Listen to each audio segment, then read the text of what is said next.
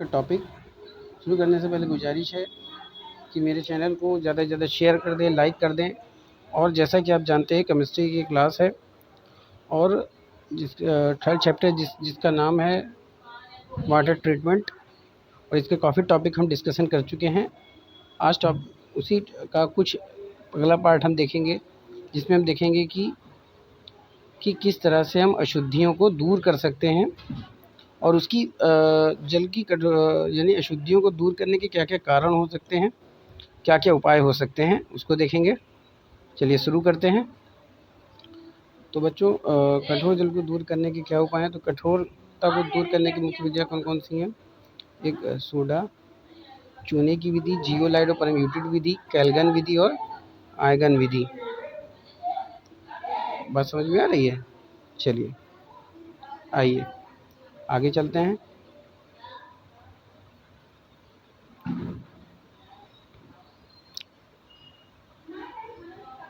कहाँ चला गया?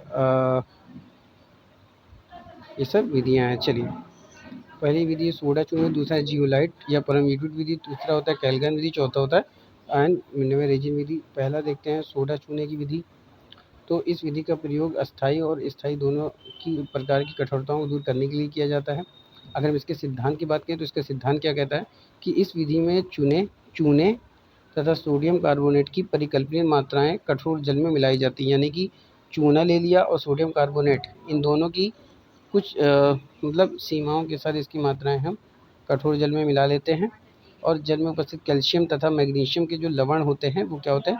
अविलेयशील कैल्शियम कार्बोनेट तथा मैग्नीशियम हाइड्रोक्साइड बनाते हैं, जिन्हें हम क्या करते हैं? छानकर अलग कर लेते हैं। अब इस विधि की कुछ हानियाँ देख लेते हैं। तो इस विधि में बहुत अधिक मात्रा में क्या होता है? स्लज बनता है, यानी कि कुछ गाढ़ा पदार्थ बनता है। अगला है प्राप्त जल में 15 ppm की कठोरता होती है, जो बॉयलर के लिए उचित नहीं होती है। अगले पॉइंट की बात करें तो इस विधि के लिए कुशल निरीक्षण की आवश्यकता होती है। चलिए आगे देखते हैं। अगला मेथड आता है आपका जियोलाइट या परम्यूटेड प्रक्रम।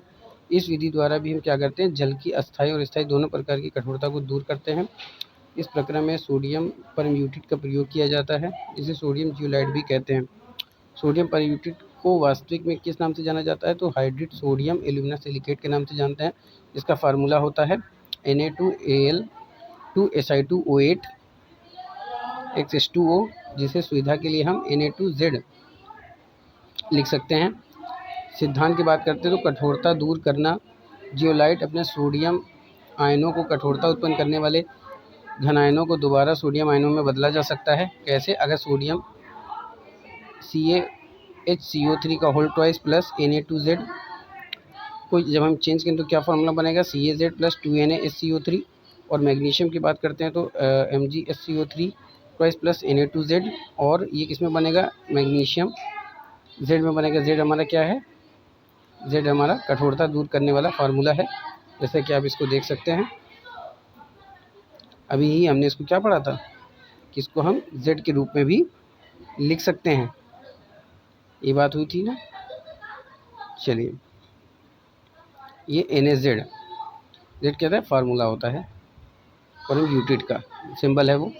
ठीक है, ठीक इस तरह कैल्शियम क्लोराइड का जब Na2Z से बनेगा तो कैल्शियम Z और 2NaCl बनेगा। और जब मैग्नीशियम क्लोराइड जब Na2Z से क्रिया करते हैं तो मैग्नीशियम Z और सोडियम क्लोराइड बनता है। इसी तरह कैल्शियम सल्फाइड का जब Na2Z से क्रिया करता है तो CaZ और प्लस Na2SO4 बनेगा। चलिए आगे चलते हैं। अब कुछ समय बाद जब जियोलाइट के अधिकांश सोडियम आयन कॉपर 2+ तथा मैग्नीशियम के 2 आयनों द्वारा विस्थापित हो जाते हैं और इसकी जल को मृदु बनाने यानी मुलायम बनाने की क्षमता कम हो जाती है, यानी सॉफ्ट भी कह सकते हैं। तो इसमें 10% NaCl विलयन का प्रवाही किया जाता है। जैसे ही इसमें विलयन मिलाते हैं तो जियोलाइट को पुनः प्राप्त होने लगता है।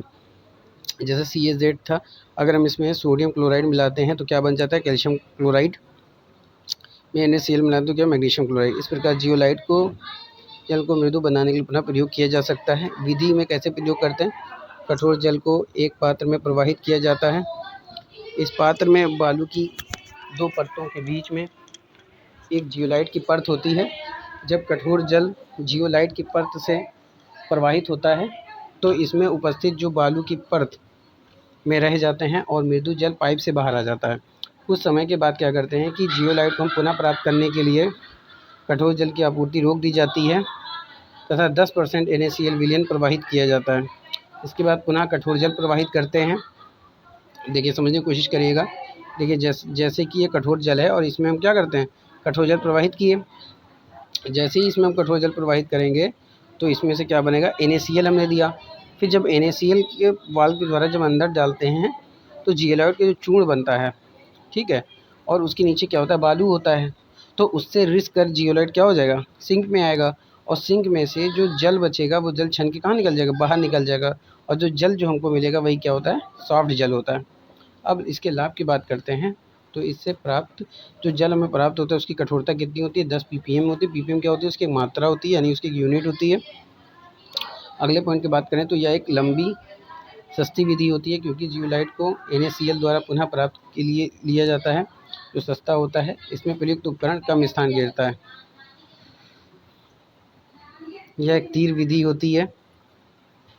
सोडा लाइम विधि की अपेक्षा इसमें रख रखाव का प्रयोग कम ध्यान देना पड़ता है। इसमें बना हुआ स्लज समस्या उत्पन्न नहीं करता, क्योंकि यह रेत में ही रह जाता है, यानी जो गाढ़ा पदार्थ होता है वो किस में रह जाता है, वो जो बालू होता है उसी में रह जाता है। बात समझ में आ रही है। चलिए आगे चलते हैं। अब इसकी हानियाँ देख लेते हैं। इस विधि से प्राप्त जो जल होता है उसमें क्या होता है, सोडियम की मात्रा अधिक होती है। अगला होता है कि प्राप्त जल में अम्लीय आयन होते हैं, जो बॉयलर का संचालन कर सकते हैं। यानी कि जो जल होता है उसमें अम्लीय आयनों की मात्रा अधिक होती है, जिसकी वजह से जो बॉयलर में जब ये जाता है तो बॉयलर में क्या होता है, जंग लगा सकता है। बात समझ आ रही है। अगला होता है आयन विनिमय रेजिन विधि। ऐसे समझ लीजिए जो आयन विनिमय रेजिन विधि होती है इसमें 2 जार होते हैं, और इसमें एक तरफ घनायन की प्रोसेस होता है और एक तरफ ऋणायन का प्रोसेस होता है, और दोनों से छन के एक तरफ आयन निकल जाते हैं और एक तरफ नेगेटिव आयन और एक तरफ पॉजिटिव आयन निकल जाते हैं। उन दोनों छनने के बाद जो हमें जल प्राप्त होता है वही क्या होता है, मृदु जल होता है। तो यह आधुनिक तथा सर्वाधिक प्रयोग की जाने वाली विधि होती है। इस विधि से जल की स्थायी और अस्थायी कठोरता दोनों दूर किया जा सकता है। इस विधि में आयन विनिमय रेजिनों के प्रयोग से जल को क्या किया जाता है, सॉफ्ट किया जाता है, यानी शुद्ध किया जाता है। आयन विनिमय रेजिन अविलयशील, जटिल, लंबी श्रृंखला वाले कार्बनिक बहुलक होते हैं, जिनमें कठोर जल में उपस्थित सभी प्रकार के घनायनों और ऋणायनों को हटाने की क्या होती है, क्षमता होती है। और ये जो क्षमता होती है ये 2 प्रकार की होती है, एक होती है घनायन और एक होती है ऋणायन। सिद्धांत की बात करते हैं तो जब कठोर जल को हम क्या करते हैं, घनायन विनिमय स्तंभ से प्रवाहित किया जाता है तो ये जल में उपस्थित सभी ऋणायन और घनायन रेजिनों द्वारा ले ली जाती है। कहने का मतलब ये है कि जैसे ही इसमें कठोर जल को हम डालते हैं तो जो घनायन होता है स्तंभ से, घनायन क्या होता है, विनिमय स्तंभ, 2 स्तंभ होते हैं, तो घनायन विनिमय स्तंभ से प्रवाहित किया जाता है तो जल में उपस्थित जितने भी ऋणायन होते हैं या घनायन, ये सब क्या होता है, रेजिन द्वारा ले लिए जाते हैं। तो जो देख रहे हैं उनसे गुजारिश है कि ज़्यादा से ज़्यादा इसको शेयर करें, लाइक करें। देखिए लाइक करते हैं तो हमारा भी मनोबल बढ़ता है, हम इतनी मेहनत करते हैं आप लोग के लिए कि आप अच्छे से अच्छे नंबर गेन पाएँ, टॉपिक डिस्कस करते हैं ताकि आपको बेहतर से बेहतर देने की कोशिश करते हैं, इसलिए लाइक करें, कमेंट करें। चलिए आगे देखते हैं। तो 2RH plus calcium 2 plus R2 Ca plus 2H, ये सभी क्या होते हैं, जल में घनायनों से मुक्त हो जाते हैं। अगला पॉइंट है कि जब जल को ऋणायन विनिमय स्तंभ से प्रवाहित किया जाता है तो जल में उपस्थित जो ऋणायन और घनायन होते हैं वो विनिमय रेजिन द्वारा ले लिए जाते हैं और उनके समतुल्य OH आयन जल में आ जाते हैं। यानी जो पॉजिटिव आयन वो टूट जाएगा, नेगेटिव आयन टूट जाएगा, तो बचेगा क्या, OH आयन। ठीक है। जब सल्फाइड से क्रिया करते हैं तो क्या बन जाएगा, SO4 और प्लस 2H आयन मेरा अलग हो जाएगा। ठीक इसी तरह जब क्लोरीन से क्रिया करेगा तो क्लोरीन हो जाएगा और OH आयन मेरा क्या हो जाएगा, ये OH आयन हो जाएगा। तो ये आपका OH आयन हो गया।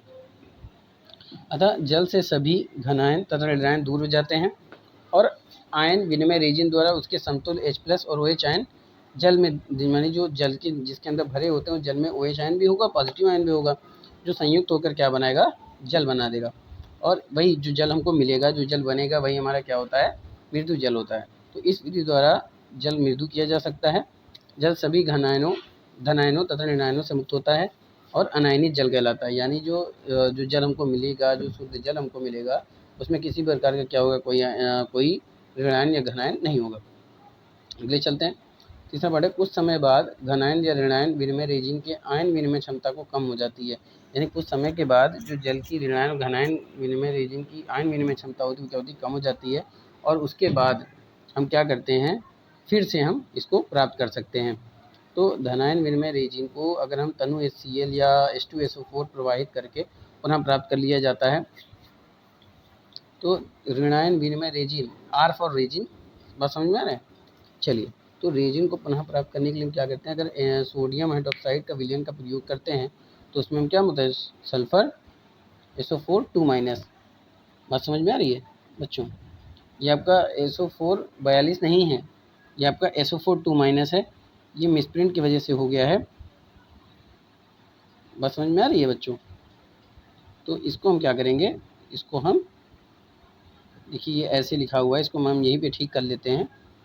देखिए इस पे पढ़ाने का मकसद ही यही है कि अगर इसमें कोई दिक्कत होती है तो हम क्या करते हैं, आपको इसमें ठीक करके बता सकते हैं। अगर एक बार बन गया तो फिर ठीक नहीं हो पाता है, बात समझ में आ रही है।